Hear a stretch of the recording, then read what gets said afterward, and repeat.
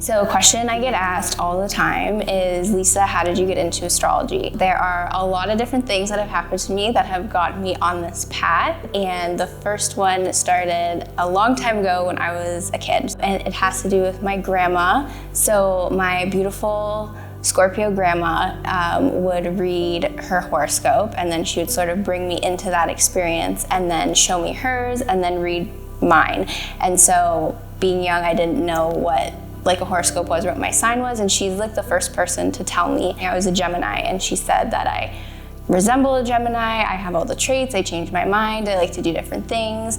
And so that was my first sort of intro to astrology, was with her and just like horoscopes in the newspaper. And so the next thing on my this like astrology journey was back at the Scholastic School book fair when I was in the 8th grade. There was a book of birthdays, and for some reason I was just really drawn to it, and it's like pretty big, and so I bought it. It's probably like a $40 book, which is very expensive when you're like 13 years old.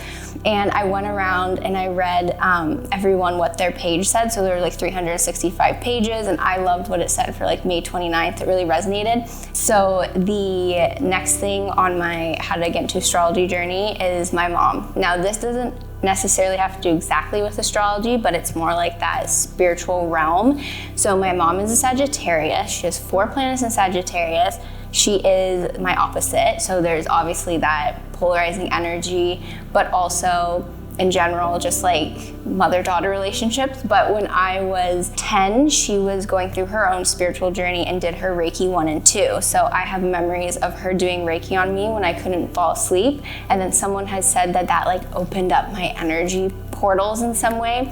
And then I have crystals beside me, and like I have memories of crystals falling out of my mom's bra because she had them in there for protection. So now I carry crystals with me always in my purse, in my pocket. I have them with me everywhere for protection. So that's just kind of like ties into all of the woo I say that I do now. Definitely was probably influenced by her presence, and almost just to be like open to do it and like not afraid to like explore those things. So the last thing of how I really got into astrology, and this is probably the most pivotal and most recent. So back in 2019, I enrolled in a yoga teacher training, like a 200-hour training. So I do have that, and I'm certified in that and a bunch of other things.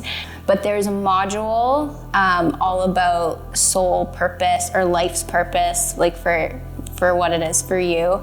And I always thought you just were like one zodiac sign, like just the sun sign. The teacher, Rachel, she themed her classes, the yoga classes, with the moon, which I thought was really cool. And so her little presentation was about our sun, moon, and rising. And so my mind was blown that like I wasn't just a Gemini. So like we went on to astro.com, we put our birth date info in, and like I saw this whole chart and I was like blown away. But then I also felt like almost calm and validated that I was like, okay, because I don't resonate with everything that it says about Gemini. Like I always feel like very quiet and shy Gemini. And then I discovered I'm a Cancer rising with a Pisces moon, and I'm like, oh my gosh, this makes so much sense. There's like this water energy.